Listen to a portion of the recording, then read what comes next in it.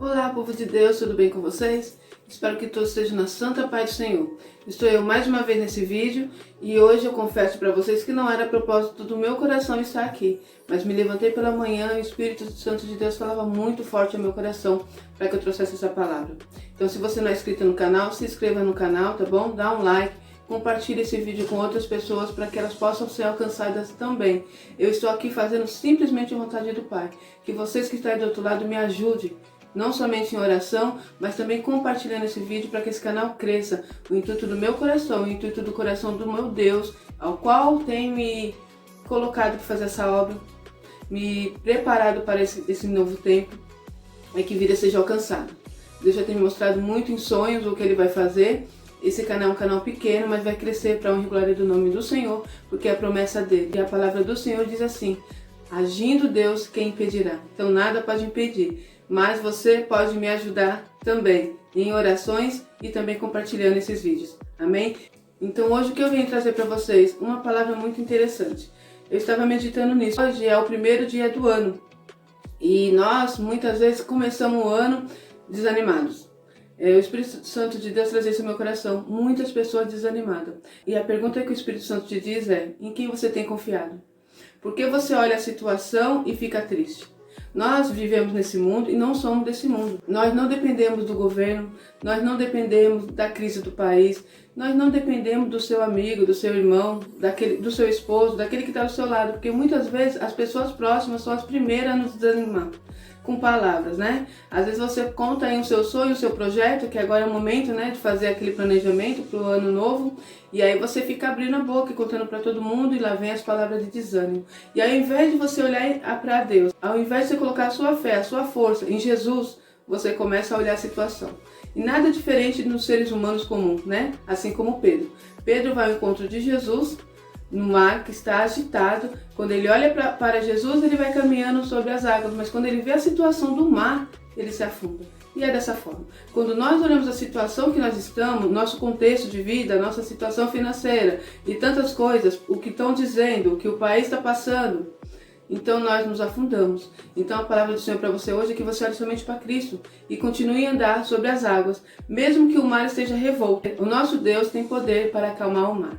E eu vim trazer uma palavra para vocês aí: pare de se vitimizar. Eu estou te falando isso porque eu já fiz isso, tá?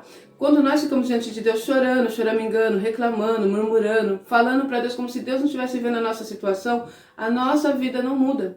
Eu que estou falando para você, pois eu já vivi dessa forma. Alguns anos atrás, como eu te disse, teve um Natal que o Senhor trazia ao meu coração. Nós precisamos aprender a agradar a Deus, a glorificar o Senhor e dar valor aos momentos difíceis. Mesmo momentos difíceis são momentos que o Senhor está. Muitas vezes Ele nos permite isso para um crescimento. Ele tem algo grande para nós, mas precisamos estar aptos a receber as bênçãos do Senhor. E receber as bênçãos do Senhor não é fácil.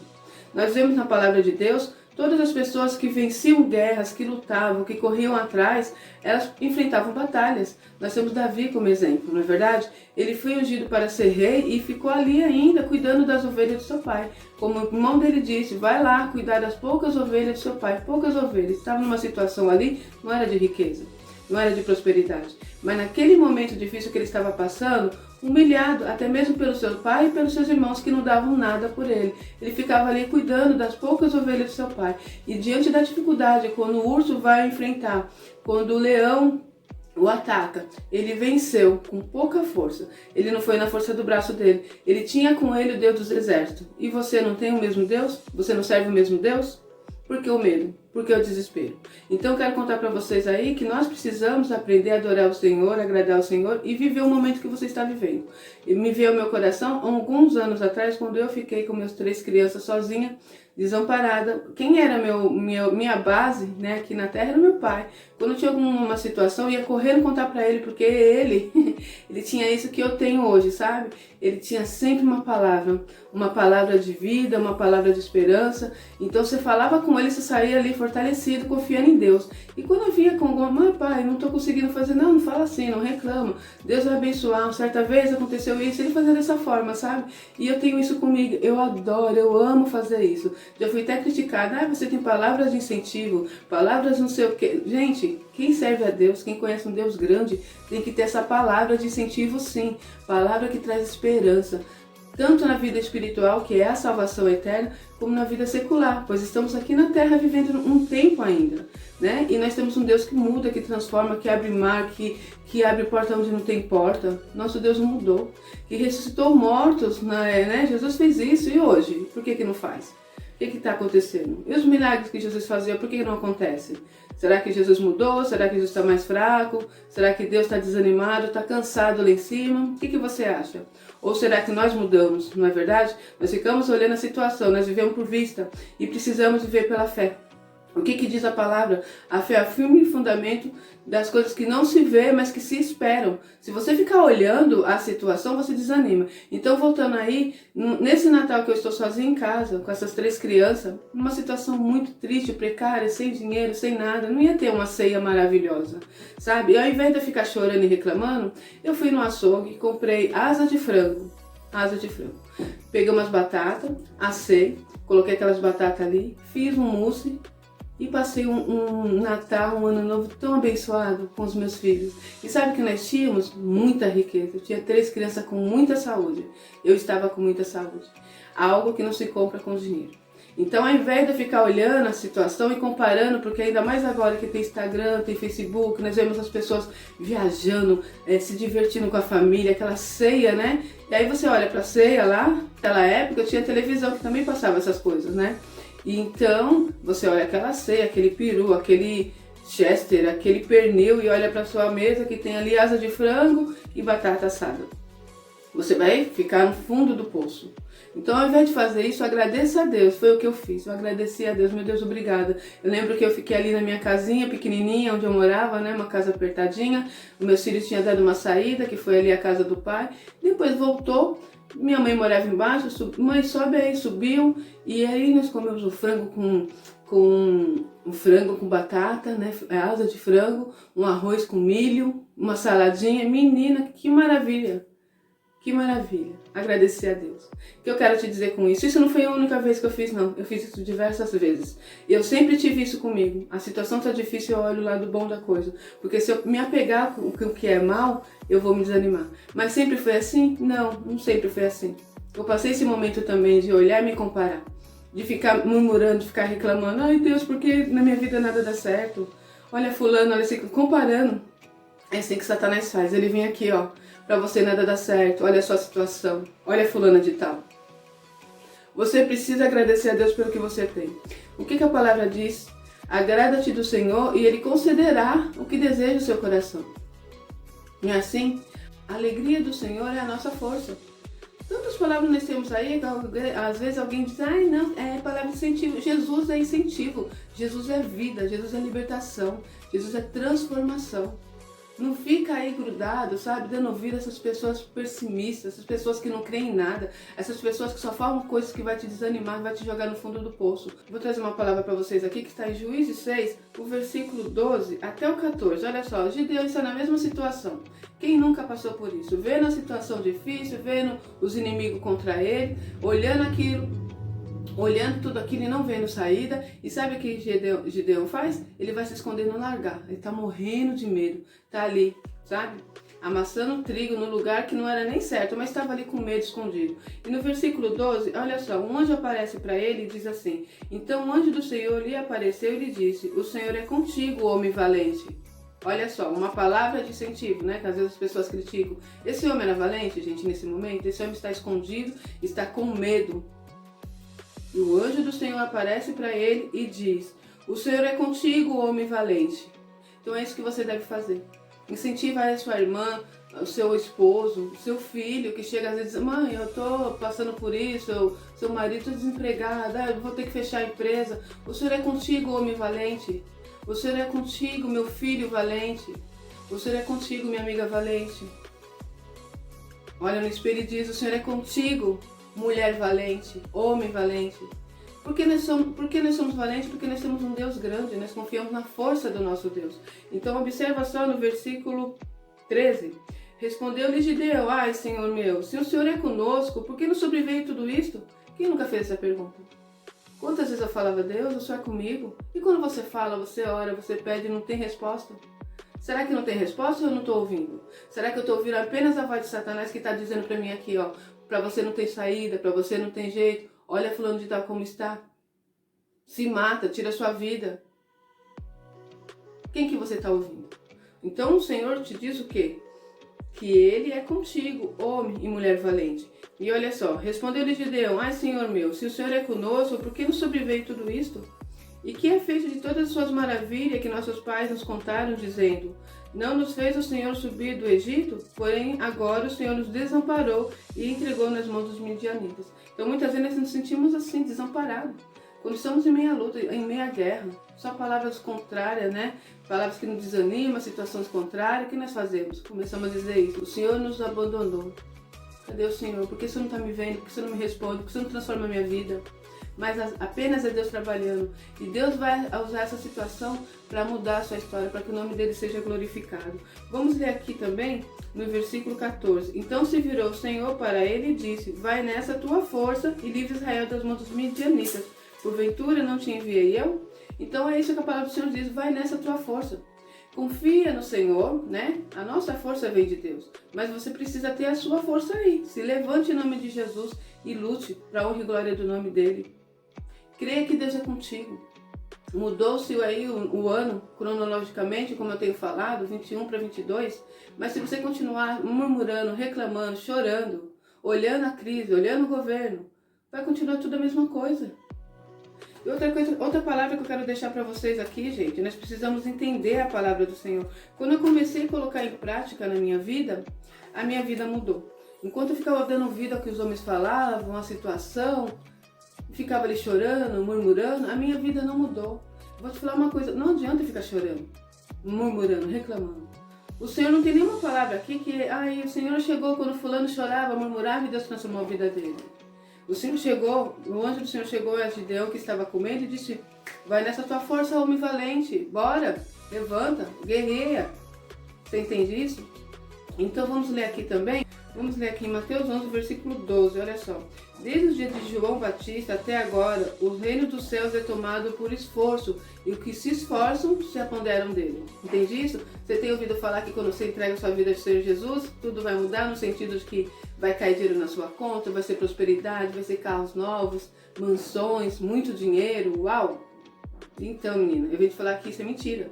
Deus pode mudar a sua história na vida financeira? Se Ele quiser, sim, tudo está nas mãos do Senhor. Mas a palavra do Senhor diz no versículo 12, desde o dia de João Batista até agora, o reino dos céus é tomado por esforço, e os que se esforçam se apoderam dele. Então, se você não se esforçar, você não vai poder se apoderar do reino de Deus. E o reino de Deus é justiça, o reino de Deus é salvação, o reino de Deus é transformação, em todos os sentidos, em todas as áreas.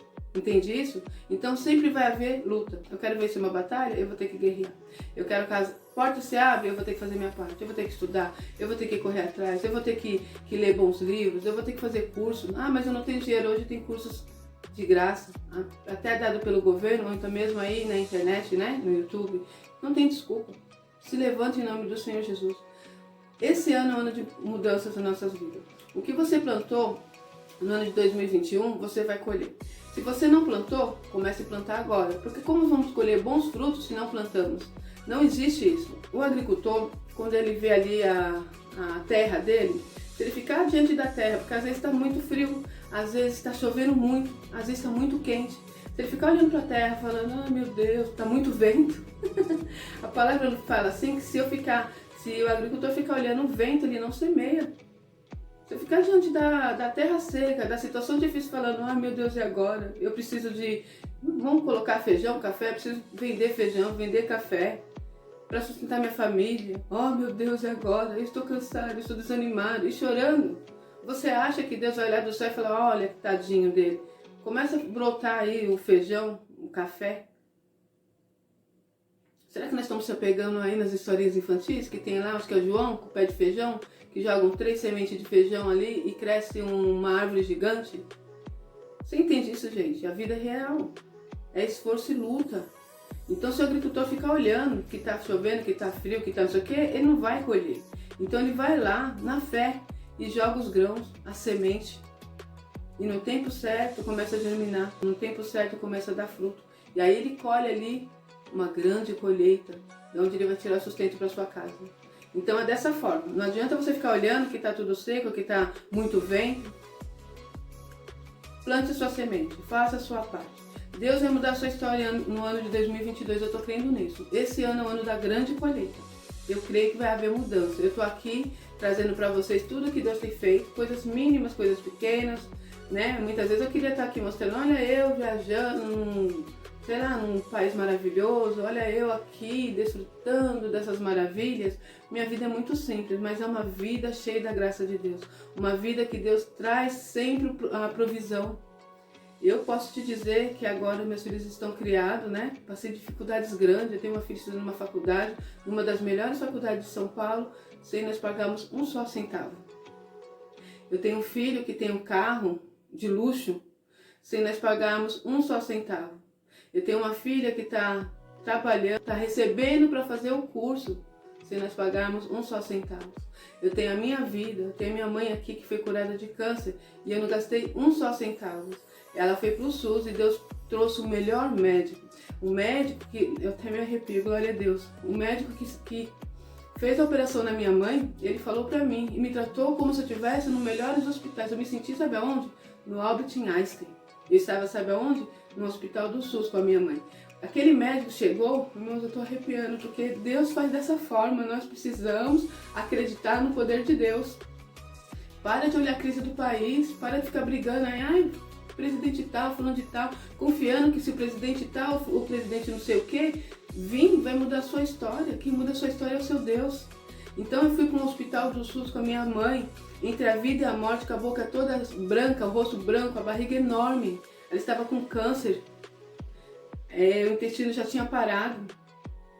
Nós chegamos ali desesperados. Eu fui numa quarta-feira, o médico que olhou nem deu muita atenção, fazer uma lavagem. Fez a lavagem, voltei com a minha mãe para casa e no outro dia minha mãe não conseguia nem andar. Tive que levá-la para tomar banho, parecia um boneco de cera. Quando eu chamei meus irmãos, eu falei, gente, vamos correr com a mãe para o hospital. E eu pensei, minha mãe vai morrer. O Satanás começou a falar, sua mãe vai morrer. Chegou o tempo, sua mãe vai morrer. E eu me apeguei àquilo. E quando eu falava, Deus, coloca tuas mãos. Quando chegamos naquele hospital, eu vou contar novamente, Deus está mandando falar. Eu cheguei naquele hospital e aí naquele dia, 2 dias depois, vem um médico que falou assim, eu vou resumir, pegou a papelada, os exames e falou, caso da sua mãe é gravíssimo. Tá faltando um exame de sangue, corre com ela lá pra fazer esse exame, eu vou te falar uma coisa. Aí ela falou assim, nós temos que ver isso com urgência. E falou pra outra mulher, senhora, avisa na recepção, para, eu não vou atender ninguém, tô com um caso urgente aqui. Eu fiquei desesperada. E eu cheguei e falei, meu Deus, e agora? E, fulano sonhou que viu um caixão, Satanás falando aqui, ó. E aí, tô ali com a minha mãe fazendo o exame, o médico entra com os documentos, as papeladas na mão e fala, olha, para tudo, não precisa fazer exame nenhum, vem aqui. Vou te falar uma coisa. Se nós não correr com a sua mãe agora para fazer a operação, sua mãe vai morrer. E então nós temos uma chance de salvar ela nessa operação. Eu falei para ela, eu posso pelo menos falar com meus irmãos que estavam lá fora, me segurando perto dela para ela não entender o que estava acontecendo. E aí quando eu chego lá, falo com meus irmãos, olha, comecei a chorar, chama lá o Nilton, outros irmãos, nós somos em 5, chama fulano, chama ciclano, porque a mãe vai morrer. Essa foi a minha declaração. Diante do que eu via, diante daquela situação, diante do mar revolto, eu olhei e comecei a me afundar. Então eu corro com ela para preparação, para levar ela para aquela operação. O médico ficou ali durante 4 horas operando ela.